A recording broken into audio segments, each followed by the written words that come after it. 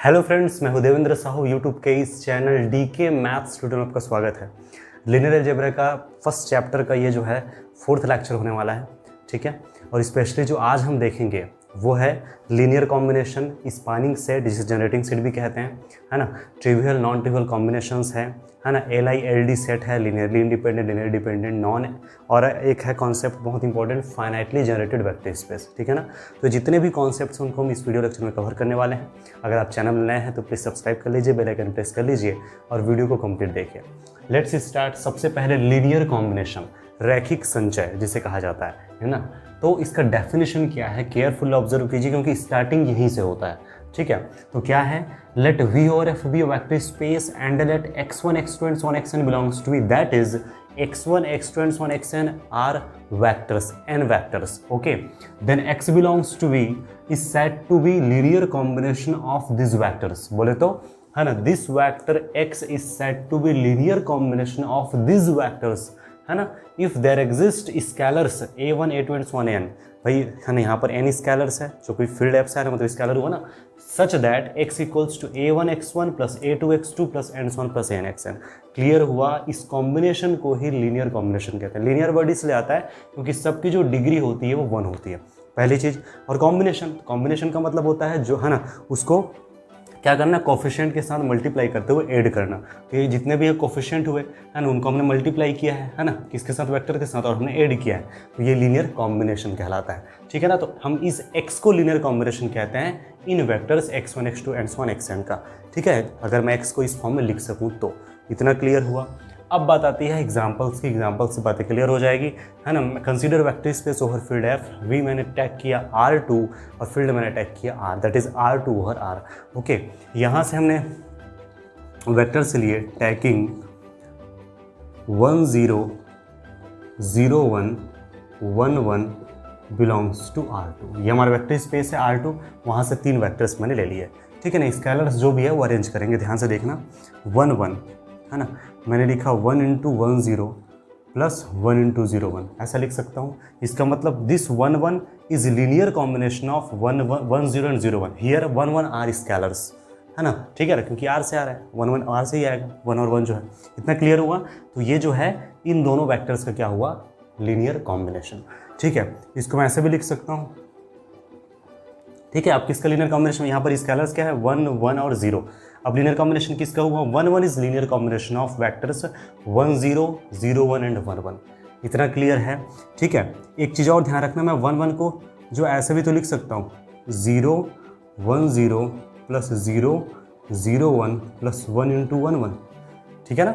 Again 1 1 is linear combination of 1 0 0 1 and 1 1, but both are different, क्योंकि यहाँ scalars 1 1 0 लिए हैं, यहाँ स्केलर 0 0 1 लिए हैं। याद रखना वेक्टर वही है, ठीक है, देखा ना। बट यहाँ पर जो कॉम्बिनेशन बनाया उसका तरीका अलग है। तो हम देख सकते हैं कि जो लीनियर कॉम्बिनेशन 1 1 है, 1 1 इन तीनों का ही लीनियर कॉम्बिनेशन है, 1 1 इन तीनों का ही लीनियर कॉम्बिनेशन, लेकिन डिफरेंट है। इससे पता चलता है कि linear combination is not unique. Clear है ना, ठीक है ना। 1 1 is linear combination of this, same to same this linear combination of this, है ना। बट है ना, कॉन्सेप्ट्स अलग अलग है, यहाँ पर कोफिशिएंट्स अलग अलग है। इसका मतलब क्या हुआ, है ना, यहाँ से एक नोट मिला, लीनियर कॉम्बिनेशन, शॉर्ट में भी लीनियर कॉम्बिनेशन को LC को शो करूँगा ना, LC इज नॉट यूनिक करके। क्लियर हुआ। तो ये कॉन्सेप्ट को अच्छे से नोट कर लीजिए। अब हम देखेंगे स्पैनिंग सेट। डेफिनेशन देखिए, स्पैनिंग सेट इसे जनरेटिंग सेट भी कहा जाता है, ठीक है ना। तो केयरफुल ऑब्जर्व कीजिए। लेट V और F be vector space over the field F and let phi not equal to S is content in V, है ना, that is S is non empty subset of V। इसका मतलब obvious सी बात है S के अंदर क्या होंगे, वेक्टर्स होंगे, ठीक है ना। तो S इक्वल्स टू मैंने लिया x1 x2 and so on xn, है ना। ये क्या है, वेक्टर्स का कलेक्शन है। याद रखिए, इसको क्या लिया मैंने, वेक्टर्स का कलेक्शन लिया। इसको फाइनाइट इनफाइनाइट दोनों लिया जा सकता है, but most of all situation में फाइनाइट लेते हैं, इसलिए मैंने S को फाइनाइट ही लिया। और केयरफुली ऑब्जर्व करना, क्योंकि ये लोग कंफ्यूज रहते हैं कि इसको क्या कहते हैं। तो याद रखिए, स्पैनिंग सेट क्या है, लीनियर स्पैन क्या है, दोनों अलग अलग चीज़ें हैं। तो ध्यान से समझिए ना। लेट V और F be a vector space over the field F and late S is a non empty subset of V, है ना। और डिफाइन किया इसको इस तरह से मैंने, then set of all linear combinations of vectors of S। क्या लिखा मैंने, set of all linear combinations of vectors of S is denoted by this और दिस और this and known as linear span of S। Clear है। तो set of all linear combination of vectors of S के अंदर जो S के अंदर जो वेक्टर्स हैं इनको आप लीनियर कॉम्बिनेशन करते हुए जितने पॉसिबल, मतलब जितने पॉसिबल इनके थ्रू लीनियर कॉम्बिनेशन पॉसिबल होगा उनका जो कलेक्शन होगा, है ना, उसको इस तरह से डिनोट किया जाता है ना, इस तरह से डिफाइन किया जाता है। ठीक है, देख सकते हैं लीनियर कॉम्बिनेशंस का कलेक्शन। और क्या कहा जाता है इसको? Linear span of S, and this is called linear span of S करके। क्लियर है, यानी एस के वेक्टर्स का लीनियर स्पान। क्लियर है। And in this case, in this situation, S is called spanning set और जनरेटिंग सेट। ये ध्यान रखना है, S is called spanning set और जनरेटिंग सेट। ठीक है, तो क्लियर हुआ, जो एस था वो स्पानिंग सेट या जनरेटिंग सेट कहलाता है, और एस के वेक्टर्स का जो लीनियर कॉम्बिनेशन है ना, इसके वेक्टर्स के जितने भी पॉसिबल लीनियर कॉम्बिनेशन है उनका जो कलेक्शन है उसे लीनियर स्पान ऑफ एस कहते हैं। ठीक है, इसको लीनियर स्पान ऑफ एस कहा जाता है, और इस एस को हम जनरेटिंग सेट कहते हैं, क्योंकि इसी के थ्रू, है ना, इसी के जरिए ये पूरा जो है ना जनरेट होता है, स्पान होता है ना। कभी कभी सिचुएशन आता है पूरा वेक्टर स्पेस ही स्पान हो जाता है। ठीक है ना, तो वो हम समझने की कोशिश करते हैं एग्जाम्पल के थ्रू। तो मैं उम्मीद करता हूँ कि जो बताया गया भी डेफिनेशन आपको समझ आ गया है। अब एग्जाम्पल्स को देखिए और प्रैक्टिस ज़रूर कीजिएगा ना। देखिए ना, सबसे पहले मैंने एग्जाम्पल लिया, consider a vector space V over F equals to, है ना, मैंने लिया R ओवर R। ठीक है, R is vector, every field is vector space over itself, and so R over R is vector space, है ना, इतना क्लियर है। अब मैंने यहाँ पर इस वेक्टर स्पेस R का एक नॉन एम्प्टी सबसेट लिया, phi not equal to S is content in R मुझे लेना है ना। ये वेक्टर स्पेस उनका non empty subset such that S equal to मैंने लिया सिंगल्टन 1। ठीक है ना, ध्यान समझिए, एस मैंने लिया सिंगल्टन, जो भी आप ले रहे हो वो वेक्टर स्पेस का सबसेट लेना है, नॉन एम्प्टी सबसेट। ठीक है ना, उसके बाद फिर इनके थ्रू आप लीनियर स्पान तैयार करेंगे। तो ये लीनियर स्पान ऑफ एस क्या होगा, है ना, इनके अंदर जो वेक्टर है उनके जितने पॉसिबल लीनियर कॉम्बिनेशन है वो, तो A.1 such that A belongs to field क्या है R, है ना, यही तो होगा, है ना। AX1 such that A belongs to field F, यही है ना। ये क्या है, A.1 होकर के फिर से A मिल जाएगा, पूरा का पूरा R से आ रहा है, तो ये तो पूरा R बन गया। ठीक है ना, तो आप देख सकते हैं S के अंदर एक ही एलिमेंट था, ठीक है, लेकिन उसका लीनियर स्पान पूरा R हो गया। That means here S is generating set, here S is spanning set, S के थ्रू स्पान हो रहा है। ठीक है ना, इसका जो स्पान है, लीनियर स्पान, वो है पूरा R, पूरा वेक्टर स्पेस। क्लियर है ना। आप अगर यहाँ पर S इक्वल टू 1,2 लेंगे तो क्या होगा इसका linear span, A.1 plus B.2 such that A, B belongs to R, है ना। आप यहाँ पर B को यहाँ 0 रख दीजिए, पूरा का पूरा R आ जाएगा, और यहाँ पर A को 0 रख दीजिए तो भी पूरा पूरा R आ जाएगा। तो R क्या बार बार 2R थोड़ा ना हो जाएगा, R तो R ही होगा ना। ठीक है, तो आपने क्या लिया, सिंगल्टन 1, उनके थ्रू भी हो रहा है, 1 2 ले उनके थ्रू भी, 1 2 3 ले उनके थ्रू भी होगा। क्लियर है, 1,√2 ले तो उनके थ्रू भी आप R बना देंगे। क्लियर है, तो लीनियर स्पान क्या हो रहा है, किसे स्पानिंग सेट कहते हैं, किसे लीनियर स्पान, ये बात क्लियर है ना। ठीक है, नेक्स्ट एग्जांपल देखिए, मैं इसी में ले लेता हूँ, consider a vector space V और F equals to C over R, है ना। ठीक है, अब ये जो एग्जांपल मैंने लिया है ना, इसका मैं जो वेक्टर स्पेस यहाँ पर क्या C, उनका मैंने नॉन एम्प्टी सबसेट लिया S such that 1I। Okay, इतना क्लियर है। तो ये ध्यान रख, अगर मैं खाली 1 लेता तो बाई चांस मैं खाली 1 लूँ, क्योंकि मुझे स्केलर तो फील्ड F से लेना है, ध्यान समझिए ना, है ना। मैं अगर S को सिंगल्टन 1 लेता हूँ तो A.1 such that A belongs to field R, तो मिल जाएगा R। तो अगर सिंगल्टन 1 लेते हैं तो R मिल जाता है। अगर मैं S इक्वल टू लेता हूँ 1,I, तो ध्यान समझिए L of S equal to क्या होगा, A.1 plus B.I such that A भी बिलोंग्स टू फील्ड क्या है R, है ना। इसको आप ऐसे लिख सकते हो A प्लस I भी such that B belongs to R, क्या हुआ ये पूरा का पूरा C। तो आप देख सकते हैं अगर आप 1 लेते हैं तो उनके थ्रू पूरा R बनता है, लेकिन 1I लेते हैं तो उनके थ्रू पूरा C बन जाता है। यहाँ 1 और 2 भी लेंगे ना पूरा, अब कोई भी अब रियल लेंगे, चाहे एक से ज़्यादा रियल लो चाहे एक ही रियल लो, पूरा R मिल रहा है। लेकिन अगर आप, है ना, एक रियल और एक इमेजिनरी है तो 100% श्योर है पूरा कॉम्प्लेक्स मिल जाता है। तो आप देख सकते हैं ये जनरेटिंग सेट है, ये उनका स्पानिंग सेट है ना, सॉरी ये जनरेटिंग है उनका, ये स्पान है, ये जनरेटिंग सेट है उनका स्पान। जनरेटिंग सेट को ही स्पानिंग सेट कहते हैं ना, लेकिन याद रखना ये जनरेटिंग सेट या स्पानिंग सेट है, लेकिन ये उनका स्पान है। ठीक है, R जो है यहाँ पर इनका स्पान क्या है, C है। तो फाइनली बातें क्लियर हो गया ना, खुद से भी एग्जांपल लीजिए और क्लियर कीजिए, है ना। आप चाहे तो R2, है ना, मैंने यहाँ पर जो है लिया था आर और सी लिया था, आप R2 का भी बनाकर देख सकते हैं। तो उस समय आप जो है 2 टपल्स का ध्यान रखना पड़ेगा, है ना। इनके जो वेक्टर्स हैं वो इस फॉर्म में होंगे ना भाई, लाइक 1 0 और 0 1 मैंने लिया, है ना। तो क्या होगा देखिए, है ना, A 1 0 plus B 0 1 such that A B belongs to R। तो देख सकते हैं A comma B such that A B belongs to R। क्या मिल गया, पूरा R2 प्लेन। तो अब देख सकते हैं this set is spanning set और जनरेटिंग सेट, है ना, ऑफ वेक्टर स्पेस R2, क्योंकि इनका स्पान पूरा का पूरा R2 है, ठीक है ना। तो इस S को इसका L ऑफ S का क्या कहा जाता है, स्पानिंग सेट या जनरेटिंग सेट। फाइनली बातें क्लियर हो गई। नेक्स्ट टॉपिक देखते हैं। नोट देखिए, बहुत इंपॉर्टेंट नोट है। First, L of S is the smallest सब स्पेस कंटेनिंग S, ठीक है ना। L ऑफ S जो है S को कंटेन करने वाला सबसे छोटा सब स्पेस होता है, ठीक है ना। That is linear span of S is the smallest. सबसे पहले चीज़ तो ये है, लीनियर स्पान ऑफ S एक सब स्पेस होता है, ये बात आपको ध्यान रखना है। इस नोट को आप पहले नोट करके लिख सकते हैं कि linear span of S is, मतलब लीनियर स्पान ऑफ S क्या होता है, अभी जस्ट बताया गया। आपने वेक्टर स्पेस लिया, उनका एक नॉन एम्प्टी सबसेट के तौर पे S लिया, उस S को कंटेन करने वाले, है ना सॉरी, S को के अंदर जितने भी वेक्टर्स हैं उनके लीनियर कॉम्बिनेशंस का जो कलेक्शन होता है वो होता है L ऑफ S, और उसे आप लीनियर स्पान ऑफ S कहते हैं, ठीक है ना। उस लीनियर स्पान ऑफ S की खासियत ये होती है कि वो सब स्पेस की प्रॉपर्टी को होल्ड कर जाता है। That is L of S, है ना, is subspace of vector space V। Confirm है। और सबसे इंटरेस्टिंग ये है कि L of S is the smallest subspace of V containing S, ठीक है ना। मतलब कि इस, है ना, जैसे वेक्टर स्पेस V है, इनका नॉन एम्प्टी सबसेट S है, तो इस S को कंटेन करने वाला सबसे छोटा सब स्पेस उनका लीनियर स्पान ही होता है। ये बात अच्छे से दिमाग में सेट रखना है। नेक्स्ट पॉइंट पता चला वो ये कि intersection of all those subspace whose contains S is actually L of S। ये दूसरा चीज़ पता चला, है ना। इसको इस तरह से भी शो करते हैं, ओके, या तो ऐसा भी शो करते हैं, कई राइटर इसको ऐसा भी शो करते हैं। तो जो भी शो करे मीनिंग तो समझना है ना। तो मीनिंग तो सेम ही है। तो क्या इंटरसेक्शन, अब सबसे छोटे की बात चल रही, तो इंटरसेक्शन ही ऐसा जो सबसे छोटा होता है। मैं इतना तो क्लियर है कि इंटरसेक्शन ऑफ सब स्पेस इज अगेन सब स्पेस।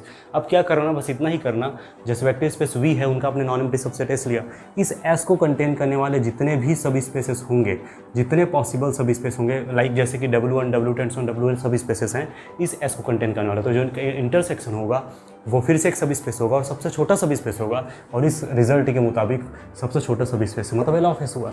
क्लियर है। तो याद रखिए, intersection of all those subspace whose contains S is actually क्या, smallest subspace, and which is actually L of S करके।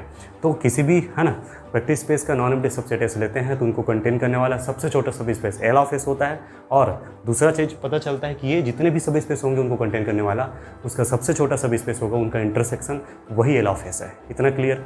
सोचिए, जो आप वेक्टर स्पेस V लिए हैं, उनका नॉन एम्प्टी सबसेट S लिए हैं, वो खुद एक सब स्पेस है V का, है ना। अगर S खुद सब स्पेस है तो उस S को कंटेन करने वाला सबसे छोटे सेट, कोई भी सेट खुद को कंटेन करने वाला सबसे छोटा सेट होता है। कोई भी सेट, है ना, खुद को कंटेन करने वाला सबसे छोटा, इससे छोटा और थोड़ी ना हो सकता है। किसी भी सेट को कंटेन करने वाला सबसे छोटा वो खुद होगा ना। लॉजिक है भाई, है ना। ठीक है, क्लियर है। जैसे आप सिंगल्टन 1 लेते हो, इसको कंटेन करने वाला सबसे छोटा सिंगल्टन 1 ही होगा। आप 1 2 ले लेते हो तो उससे बड़ा हो गया, तो सबसे छोटा वो स्वयं हुआ ना। तो मैं ये कहने की कोशिश कर रहा हूँ, अगर आप वेक्टर स्पेस V का जो नॉन एम्प्टी सबसेट S ले रहे हैं, वो खुद एक अगर सब स्पेस है V का, तो इस S को कंटेन करने वाला सबसे छोटा सब स्पेस S ही हो जाएगा। तो इस सिचुएशन में L ऑफ S ही हमारा S हुआ। ये बताने की कोशिश कर रहा था मैं। तो किसी भी सब स्पेस के लिए उसका लीनियर स्पान वो ज्यों का त्यों होता है। ये भी रिजल्ट हुआ। If and only S is subspace of V, L of S equals to S, if and only L of S equals to S, if and only S is subspace of V। Clear है। बहुत सारे result concept इसके साथ clear हो जाते हैं। याद रखिए, प्रैक्टिस जरूरी, प्रैक्टिस अच्छे से कीजिएगा, है ना। और भी बहुत सारी चीज़ें, जैसे कि आपने 2 सब स्पेसेस लिए किसी वेक्टर स्पेस V के, तो इनका जो एक लीनियर सम होता है W1 + W2 होता है ना। लीनियर सम एक्चुअली, ठीक है, याद रखना, लीनियर सम एक्चुअली लीनियर स्पान होता है किसका, W1 यूनियन W2 का। ये बहुत इंपॉर्टेंट है। W1 union W2 is not a सब space of V। In general सब स्पेस नहीं होता, लेकिन, है ना, याद रखना, इनका स्पान तो सब स्पेस होगा ही होगा। तो इनका जो लीनियर स्पान है वो एक्चुअल में क्या होता है, सबसे छोटा सब स्पेस होगा, W1 यूनियन W2 को कंटेन करने वाला। तो इस इनके दोनों के यूनियन को कंटेन करने वाला सबसे छोटा सब स्पेस W1 + W2 होता है एक्चुअली, है ना। इसका मतलब ये हुआ W1 linear sum W2 equals to linear span of W1 union W2। Clear है? तो ये बातें दिमाग में अच्छे से सेट रखना है, कॉन्सेप्ट अच्छे से दिमाग में फिट रखना है, ठीक है? क्लियर है? तो आई होप इतना तक तो आपको अच्छे से समझ आ गया होगा। नेक्स्ट कॉन्सेप्ट देख लेते हैं, फाइनाइटली जनरेटिंग वेक्टर स्पेस, ठीक है ना? शॉर्ट में कहें तो FGVS। डेफिनेशन अच्छे से केयरफुल ऑब्जर्व कीजिए, याद रखिए फाइनाइट डायमेंशन की बात यहाँ पर नहीं चल रही है, कॉन्सेप्ट थोड़ा सा अलग है, ठीक है ना? आगे हम पढ़ेंगे उससे भी, लेकिन फिलहाल अभी जो हम देख रहे हैं वो है फाइनाइटली जनरेटिंग वेक्टर स्पेस करके। तो क्या चीज़ होता है, let V be a vector space over a field F। बोले तो शॉर्ट में कहूँ तो ये हुआ, let V over F be a vector space, then V over F is said to be finitely generating vector space, है ना? बोले तो शॉर्ट में कहूँ तो क्या, V over F is said to be FGVS if there exists a finite set S is contained in V such that L of S equals to V, that is linear span of S equals to V, या फिर S spans V। समझ आया? Clear हुआ? तो क्या करना है, ये हुआ कि एक वेक्टर स्पेस को मैं फाइनाइटली जनरेटिंग वेक्टर स्पेस कहूँगा यदि मुझे एक फाइनाइट सेट ऐसा मिल जाए कि वो पूरे वेक्टर स्पेस V को स्पान कर दे, या यूँ कहें कि वेक्टर स्पेस V जो है ना, किसी फाइनाइट सेट का अगर लीनियर स्पान होता है, किसी फाइनाइट सेट का अगर लीनियर स्पान हो जाता है, तो उस सिचुएशन में उस वेक्टर स्पेस को क्या कहा जाता है, फाइनाइटली जनरेटिंग वेक्टर स्पेस, क्योंकि ये किसी फाइनाइट जो सेट है एस उनके थ्रू स्पान हो रहा है। और यहाँ पर एस ही क्या है, फाइनाइट सेट एक एस है, वो क्या है यहाँ पर जनरेटिंग सेट है ना, तो वो उसके थ्रू जनरेट हो रहा है ना पूरा कंप्लीट वी जो है, ठीक है ना? इसलिए फाइनाइटली जनरेटिंग वेक्टर स्पेस कहा गया वी को। क्लियर है? कॉन्सेप्ट समझ आ गया? ठीक है। अब नॉन FGVS की बात करें, याद रखिए non FGVS that is non finitely generating vector space कब कहा जाएगा, तो ये है if there doesn't exist any finite set S is content in V such that linear span of S equal to V, then in this situation V और F is called V और F is said to be non FGVS। अगर हमें ऐसा कोई भी finite set नहीं मिलता कि वो उसके थ्रू लीनियर स्पान हो जाए V, तो इसका मतलब ये है कि V finitely generating vector space नहीं है, मतलब non finitely generating vector space, non FGVS short में कहा जाता है। क्लियर है? तो फाइनाइट सेट मिल जाता है जो अगर स्पान कर दे तो फाइनाइटली जनरेटिंग वेक्टर स्पेस, लेकिन अगर एक भी ऐसा फाइनाइट सेट नहीं मिल पाता जिसके थ्रू V स्पान हो तो उस समय नॉन FGVS। क्लियर है? अब हम बात आती है इसके एग्जाम्पल्स की, तो इस एग्जाम्पल के थ्रू बातें अच्छे से क्लियर हो जाएगा। केयरफुली ऑब्जर्व कीजिए एग्जाम्पल्स, देखिए फर्स्ट पॉइंट में एकदम शॉर्ट फॉर्म में लिखा हूँ एग्जाम्पल को, केयरफुली ऑब्जर्व कीजिए। R ओवर R है ना, यहाँ पर R वेक्टर स्पेस है, फील्ड R है ना, R over R is FGVS as there exists finite set S equals to singleton 1 such that linear span of S is equal to R। बताया भी गया था इससे पहले कॉन्सेप्ट्स में, है ना, कि जो सिंगलटन 1 है पूरे R को स्पान कर देता है, ठीक है ना।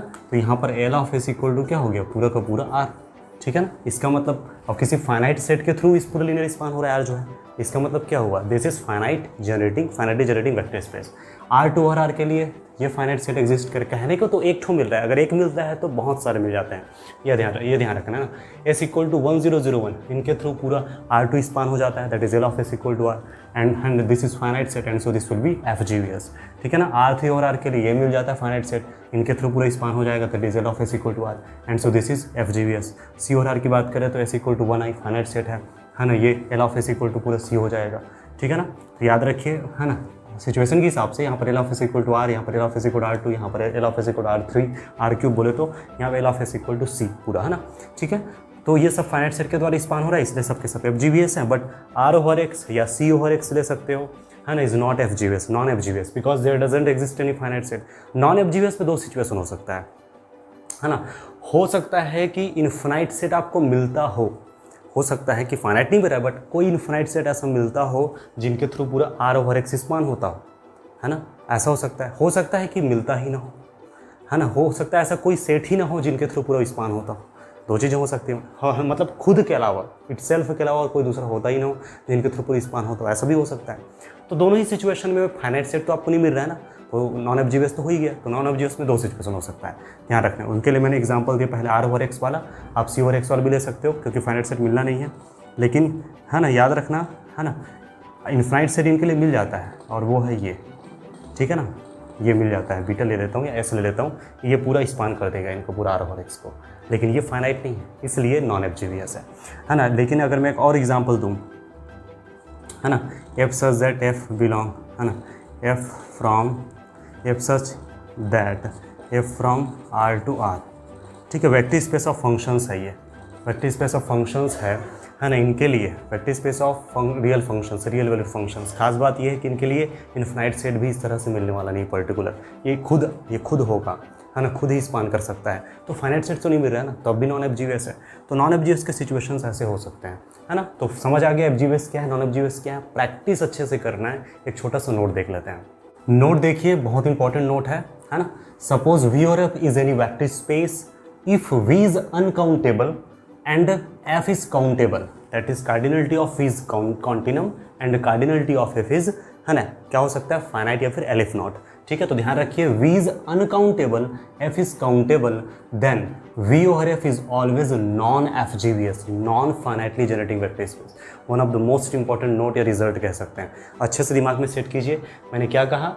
अगर आपने कोई वेक्टर स्पेस लिया है V और F, उसमें V जो है अनकाउंटेबल है, ठीक है, लेकिन जो फील्ड F है वो काउंटेबल है, तो समझ लीजिए उस सिचुएशन में V और F हमेशा नॉन FGVS होगा। ठीक है ना। तो उस समय दिमाग लगाने की ज़रूरत नहीं है, क्योंकि रीज़न ये होता है क्योंकि उस समय there doesn't exist any finite set, है ना, दैट स्पान्स V, स्पान कर ही नहीं सकेगा। खुद लॉजिक लगाइए ना, है ना। कोई आप अपने नॉन एम्प्टी सबसेट लिया S, नॉन एम्प्टी सबसेट जो भी लोगे वो वेक्टर स्पेस V से लोगे, लॉजिकली आप समझ सकते हो, V से लोगे। अब इनका जो लीनियर स्पान तैयार करते हो, है ना, लीनियर स्पान तैयार करोगे, यानी कि A1x1 plus A2x2 plus and so on plus ANxn। Linear span का मतलब क्या है ना, S के अंदर जो वेक्टर्स होंगे उनके लीनियर कॉम्बिनेशंस का S पॉसिबल एस कलेक्शन। ठीक है ना, जिसमें स्केलर कहाँ से आ रहा होगा, फील्ड F से। ठीक है, खुद सोचिए, S V का एक नॉन एम्प्टी सबसेट है, उनके वेक्टर्स का लीनियर कॉम्बिनेशन है, उनका कलेक्शन L ऑफ S है। L ऑफ S स्पान है, लीनियर स्पान। लेकिन सोचिए, खुद दिमाग लगाइए, इस समय जो स्केलर्स आ रहे हैं फील्ड F से आ रहे हैं, फील्ड F है काउंटेबल, फील्ड F क्या है, काउंटेबल। तो इस सिचुएशन में L ऑफ S कभी भी, है ना, L ऑफ S कभी भी V को स्पान कर ही नहीं सकता। ऐसा आपको कोई फाइनाइट सेट मिल ही नहीं सकता कि उनके थ्रू जो लीनियर स्पान बन रहा है वो पूरा V को स्पान कर सके, क्योंकि V अनकाउंटेबल है। और जो भी लीनियर स्पान जब भी तैयार करोगे, है, इसमें AI की चॉइस फील्ड F से आएगा जो कि काउंटेबल है। तो जब भी लीनियर स्पान तैयार करोगे वो काउंटेबल ही होगा। तो ये अनकाउंटेबल, ये काउंटेबल, कहाँ से इक्वल होगा। क्लियर हो, लॉजिक समझ आया ना। मतलब L ऑफ S कभी भी V के इक्वल हो ही नहीं पाएगा।